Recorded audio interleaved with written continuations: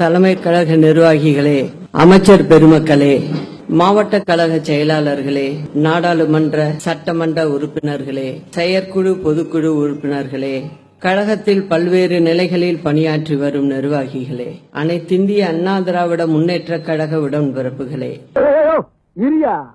அதான் எல்லாம் வந்திருக்காங்கல்ல, அப்புறம் எதுக்கு எடுத்தாலும் கூறிக்கிட்டு இருக்க உங்கள் அனைவருக்கும் எனது பணிவான வணக்கம். உங்கள் எல்லோருக்கும் என் அன்பார்ந்த முதல் வணக்கம். நான் சொல்லி தர்ற மாதிரி ஒரு 4-5 வார்த்தையில சேர்த்து போட்டு விட்டுவா. 33 வருடங்களை அம்மாவுடன் மட்டுமே என் வாழ்நாட்களை கரைத்துவிட்ட எனக்கு எப்படி இருக்கும் என்பதை வார்த்தைகளால் விவரிக்க முடியாது.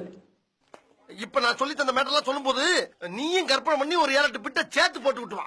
நீ போடுற பிட்டு கடல்ல நங்கூரம் போட்ட மாதிரி நச்சுன்னு பொருதணும். நம் அம்மாவுக்கு இந்த இயக்கம்தான் வாழ்க்கை, எனக்கோ அம்மாதான் வாழ்க்கை.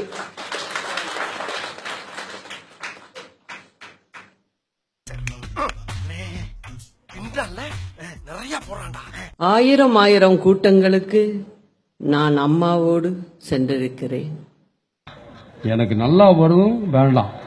ஏறத்தாழ 33 ஆண்டுகளுக்கு மேலாக எத்தனையோ கூட்டங்களில் அம்மாவுடன் கலந்து கொண்டேன்.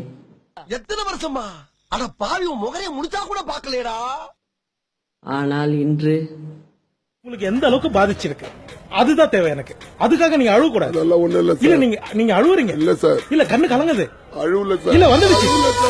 சாரி, அழுவுடா எரும மாடு, அழுவுடா. நல்ல வேலை அழுவ ஆரம்பிச்சான். எபிசோட் 8.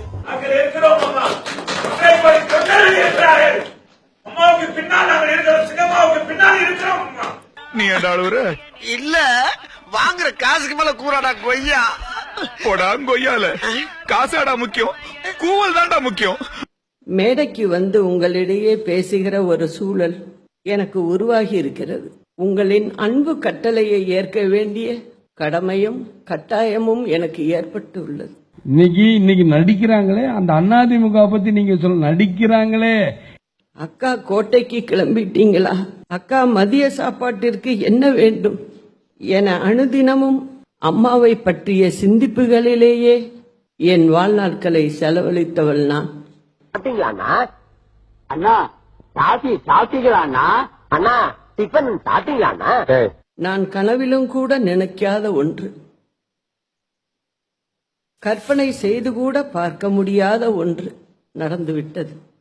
அது எப்படா நெஞ்சில கொஞ்சம் கூட ஈரம் இல்லாம இவ்வளவு பெரிய பொய் சொல்ற? தீவிர சிகிச்சை பிரிவில் இருந்து தனியறைக்கு வருகிற அளவுக்கு அம்மாவின் உடல்நிலையில் முன்னேற்றம் ஏற்பட்டது. எய்ம்ஸ் மருத்துவர்களை வரவழைத்தும் தலை சிறந்த சிகிச்சைகள் மேற்கொண்டோம். லண்டன் மருத்துவர்களை தொடர்ந்து சிங்கப்பூர் மருத்துவர்களின் பிசியோதெரபி சிகிச்சை தொடங்கப்பட்டது. இன்னும் சில நாளில் அம்மாவை பூரண நலம் பெற்ற முழுமதியாக போயஸ் தோட்டத்திற்கு அழைத்து வந்து விடுவேன் என்ற நம்பிக்கையோடு காத்திருந்த வேளையில் அம்மாவின் இதய துடிப்பை நிறுத்தி 10 கோடி தமிழ் மக்களின் பாசத்தாயை நம்மிடம் இருந்து இறைவன் பறித்து கொண்டான். போங்க பிஞ்சு, ஒரு வாரம் ஆச்சு.